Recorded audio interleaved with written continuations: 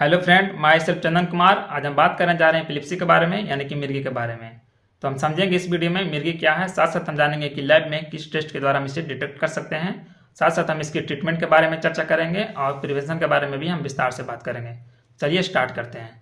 जब हम बात करते हैं एपिलेप्सी के बारे में, एपिलेप्सी एक प्रकार का न्यूरोलॉजिकल डिसऑर्डर है। इसमें क्या होता है, जो ब्रेन की एक्टिविटी है वह एबनॉर्मल हो जाती है, चूँकि न्यूरोट्रांसमीटर जो फंक्शन है, जो ब्रेन को प्रॉपर तरह से वर्क करने में रिस्पॉन्सिबल होती है, उसमें इनबैलेंसेस आ जाता है, जिसकी वजह से पेशेंट में सीजर्स आ जाता है। इसी को हम एपिलेप्सी कहते हैं। बारे में तो एपिलेप्सी के मुख्यतः चार काउज होते हैं, तो चारों को हम एक करके समझते हैं। सबसे पहला हो जाता है न्यूरोट्रांसमीटर इनबैलेंसेस, दूसरा हो जाता है आयन चैनल डिसफंक्शन, और तीसरा हो जाता है जेनेटिक फैक्टर, और चौथा हो जाता है ब्रेन इंजरी।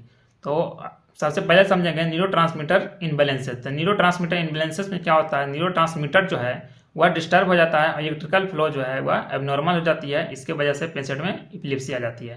दूसरा हो जाएगा ion channel dysfunction. Ion channel dysfunction में क्या होता है कि जैसा कि आपको पता है कि न्यूरॉन यूनिट है नर्वस सिस्टम का, जो कि न्यूरॉन का मेम्ब्रेन है। यह मेम्ब्रेन में क्या होता है कि प्रॉपर तरफ से एक्सचेंज नहीं, आयन का एक्सचेंज नहीं हो पाता है। इसमें क्या होता है कि वह डिसफंक्शन कर जाता है और मेम्ब्रेन में प्रॉब्लम आ जाती है, जिसके वजह से उसमें इलेक्ट्रिकल सिग्नल जो है इफेक्ट कर जाता है और पेशेंट में एपिलेप्सी आ जाती है। और तीसरा हो जाएगा जेनेटिक फैक्टर। इसमें क्या होता है कि किसी भी पार्टिकुलर पॉइंट पर डीएनए में म्यूटेशन आ जाता है, जिसके वजह से पेशेंट में एपिलेप्सी आ जाती है। ये एपिलेप्सी मदर फादर से बच्चे में भी ट्रांसफर हो जाता है। और चौथा हो जाएगा ब्रेन इंजरी। उसमें क्या होता है, ब्रेन में चोट लगने से एपिलेप्सी आ सकती है, या फिर ब्रेन में ट्यूमर हो जाने से एपिलेप्सी आ सकती है। और जब आगे हम बात करते हैं एपिलेप्सी के टाइप्स के बारे में, तो एपिलेप्सी के मुख्यतः 4 टाइप्स होते हैं। सबसे पहला हो जाएगा पार्शियल सीजर, दूसरा हो जाएगा जनरलाइज सीजर, तीसरा हो जाएगा एब्सेंट सीजर, चौथा हो जाएगा एटोनिक सीजर। सबसे पहले हम बात करते हैं पार्शियल सीजर के बारे में। तो पार्शियल सीजर क्या है कि किसी भी पार्टिकुलर पॉइंट पर हुआ, शुरुआत हुआ और एक जगह से दूसरी जगह पर फैल गया, उसी को हम पार्शियल सीजर कहते हैं। दूसरा हो जाता है जनरलाइज सीजर, जो कि पूरे ब्रेन में प्रॉब्लम हुआ और उसमें क्या होता है, न्यूरोट्रांसमीटर जो होता है वह डिस्टर्ब हो जाता है। ऐसे कंडीशन को हम जनरलाइज सीजर कहते हैं। और तीसरा हो जाएगा एब्सेंट सीजर, जो है वह बच्चों में देखने को मिलता है ज़्यादातर। और चौथा हो जाता है एटोनिक सीजर, जो मसल टोन को लॉस कर देता है। अब हम बात करते हैं एपिलेप्सी के डायग्नोसिस के बारे में। तो सबसे पहले जानेंगे मेडिकल हिस्ट्री। तो मेडिकल हिस्ट्री में क्या होता है कि सीजर्स कितने बार आ रहे हैं, उसका फ्रीक्वेंसी क्या है, उसका ड्यूरेशन क्या है और उसका नेचर क्या है।